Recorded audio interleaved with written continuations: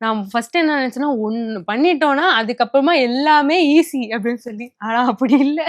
அதுக்கப்புறமா சஸ்டெயின் பண்றது தான் ரொம்ப கஷ்டமா இருக்கு.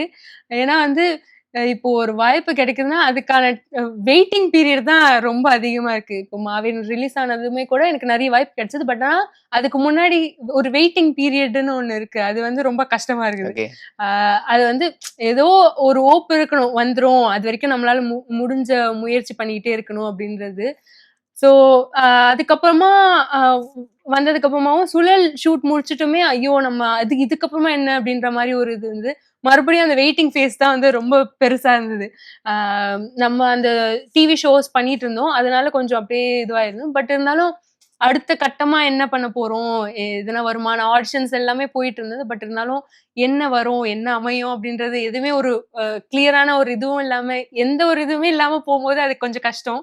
அதுக்கப்புறமா திடீர்னு ஆ கூலியா இருக்கட்டும், ஜனனாவா இருக்கட்டும், அது கிடைச்சது வந்து எப்படி நமக்கா நல்ல விஷயம் நடக்குதே அப்படின்ற மாரி ஒரு டவுட்டும் இருக்கு. பட் ஆனா ஏதோ பை காட்ஸ் கிரேஸ் அண்ட் எல்லாருடைய சப்போர்ட்னாலன்னு நெனைக்கிறேன். This is happening. இது கொஞ்சம் கொஞ்சம் பிரஷரா தான் இருக்குது. நம்மளால முடிஞ்ச பெஸ்ட்டா ஆனா பண்ணிரணும் அப்படின்னு. எப்பயுமே அந்த ஒரு தாட் மட்டும் என்கிட்ட இருக்கும். எந்த வாய்ப்பா இருந்தாலும், எதுவா இருந்தாலுமே நம்மளால முடிஞ்ச பெஸ்ட்ட பண்ணிரணும்.